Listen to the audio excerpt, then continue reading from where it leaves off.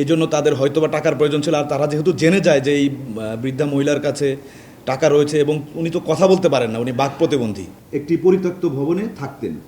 ওনাকে এলাকাবাসীও চিনতেন এবং তার প্রতি সদয় হয়ে তাকে বিভিন্ন সময় সাহায্য সহযোগিতা করতেন। স্টেশনে যে যাত্রীরা আসতেন তারাও সাহায্য সহযোগিতা করতেন। উনি নিজেও ছোটোখাটো কাজ করতেন এবং ওনার দীর্ঘদিনের সঞ্চিত অর্থ তার কাছে ছিল। এটা দুর্বৃত্তরা জেনে যায় এবং ধারণা করা যায় যে এই অর্থ নেওয়ার জন্যই তারা আসলে হামলা করে।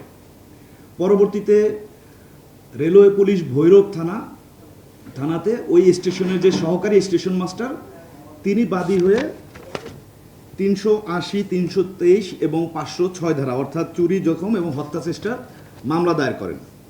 এই ঘটনা জানার পর আমরা ছায়া তদন্ত শুরু করি এবং ঘটনার গুরুত্ব বিবেচনায় আমাদের র্যাব 11-র নরসিংদী ক্যাম্প তাৎক্ষণিকভাবে জড়িত হয় এবং মামলার তদন্তকারী কর্মকর্তার সহায়তা, গোয়েন্দা তথ্য প্রযুক্তির সহায়তা, ঘটনাস্থল পরিদর্শন, প্রত্যক্ষদর্শীদের তথ্য সংগ্রহ এবং ধারাবাহিক অভিযানের মাধ্যমে আমরা মোট 5 জনকে শনাক্ত করি এবং গ্রেফতার করি। প্রথমে আমরা 3 জনকে গ্রেফতার করি নরসিংদী জেলা থেকে।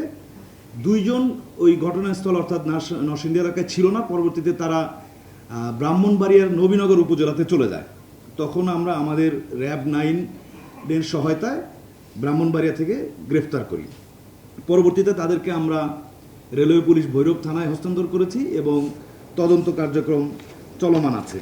গ্রেপ্তার করে আসামিদের বিরুদ্ধে প্রয়োজনীয় আইনানুগ ব্যবস্থা গ্রহণ শেষে প্রেরণ করি এবং আপনারা জেনে থাকবেন যে দেশের আইন শৃঙ্খলা রক্ষা এবং অপরাধ দমনে র্যাব অত্যন্ত পেশাদারিত্বের সাথে দায়িত্ব পালন করে যাবে। এখানে একটি বিষয় উল্লেখযোগ্য যে এই যে বৃদ্ধা মহিলা যিনি আসলে ছিলেন একজন প্রতিবন্ধী, একটা বার্তা আমরা দিতে চাই যে যার জন্য কেউ নাই তার জন্য র্যাব, আইন শৃঙ্খলা বাহিনী এবং রাষ্ট্র রয়েছে। এবং এই ঘটনা অত্যন্ত মর্মান্তিক এবং আমরা আমাদের একটা নৈতিক দায়িত্ব মনে করি, যার কারণে আমরা অত্যন্ত পেশাদারিত্বের সাথে তাৎক্ষণিকভাবে সর্বাত্মক চেষ্টা চালিয়ে তাদেরকে আইনের আওতায় আনতে সক্ষম হয়েছি।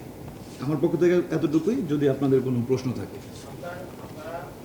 5 জনকে গ্রেফতার করা হয়েছে। তদন্তকারী কর্মকর্তা যদি মনে করেন যে আরও কারো সম্পৃক্ততা রয়েছে তাহলে তাদেরকেও আইনের আওতায় নিয়ে আসবেন বা গ্রেফতার করবেন। আমরা যেটা জানতে পেরেছি যে ওনার কাছে যে কিছু টাকা সঞ্চিত ছিল এটা আসলে ওখানে যাদেরকে আমরা গ্রেফতার করেছি তারা জানতে পারে এবং এই 5 জনের মধ্যে 3 জনের পূর্বে মাদক সেবনের মামলা রয়েছে, অর্থাৎ তারা মাদকাসক্ত। তো ধারণা করা যেতে পারে হয়তো যেহেতু তারা মাদকাসক্ত এই জন্য তাদের হয়তোবা টাকার প্রয়োজন ছিল। আর তারা যেহেতু জেনে যায় যে এই বৃদ্ধা মহিলার কাছে টাকা রয়েছে এবং উনি তো কথা বলতে পারেন না, উনি বাক প্রতিবন্ধী, যার কারণে এই টাকা নেওয়ার উদ্দেশ্যেই তার উপর হামলা করে বলে ধারণা করা যায়। টাকার অ্যামাউন্ট আনুমানিক 20,000 টাকা বলে আমরা তদন্তে পেয়েছি। হয়তো পরে আরও নিশ্চিত হওয়া যাবে, তবে এখনও পর্যন্ত যেটা আমরা জানতে পেরেছি যে আনুমানিক 20,000 টাকা। বাট আমরা 20,000 টাকাই জানতে পেরেছি। এধারেও 20,000 টাকার কথাই আছে।